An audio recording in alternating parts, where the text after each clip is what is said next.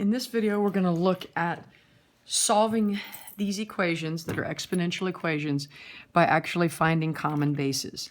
So what we want to do is we want to convert these equations so that the bases actually match on each side. Then we can actually compare the two exponents. So what I'm going to do first is we're going to look at A.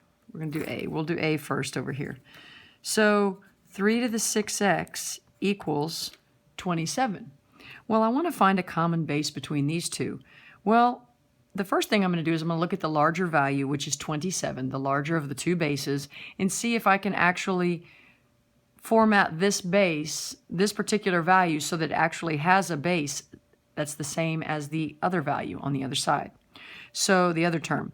So can 27 be put in terms of 3 as a base? And the answer is yes. 27 is 3 to the third power. So I'm going to take that 27 and I'm going to change it to 3 to the third. What that creates now is we've got the same base on each side. So if 3 to the 6x equals 3 to the third, I know that 6x has to equal 3. Because if the bases are equal, the expressions are equal, the exponents have to be equal. 6x has to come out to something equaling 3 in order for these to be equal. So the next thing I'm going to do is I'm going to take this, solve for x, and I'm going to divide both sides by 6. And I'm going to come out with x equals 1/2. And that is my answer. Again, I converted the 27 to have the same base as the 3. So let's look at B. It's not always going to be that simple, but let's look at B.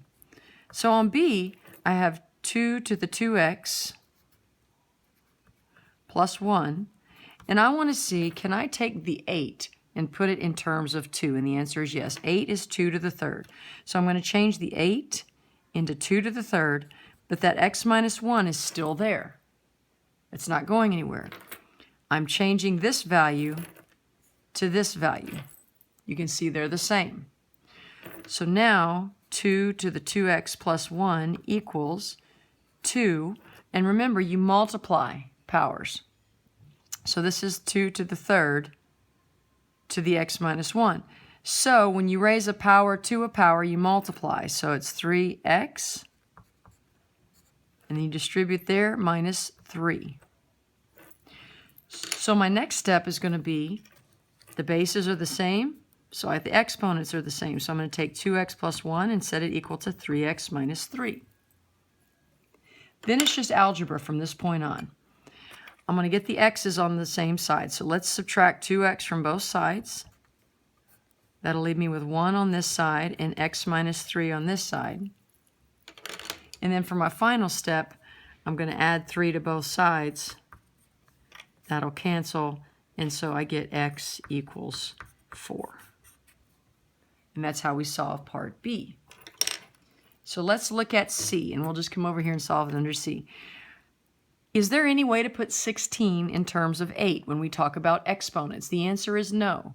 Don't make the mistake of saying 8 times 2 is 16. We're not looking at multiplication here. We're looking at exponents. So I need to be able to put these two in terms of the same base exponentially. Well, it's not going to be 8. It's not going to be 4, because 4 to the first power is 4. 4 squared is not 8. It's 16, so we can't use 4. However, we can use 2. I can rewrite 16 as 2 to the 4th power, and I've still got that x plus 4 multiplied there. And I can rewrite 8 as 2 to the 3rd power. And we've got the 2x plus 4 here. So my next step, I'm going to distribute. Well, actually, before I do that, I know that these two bases are the same.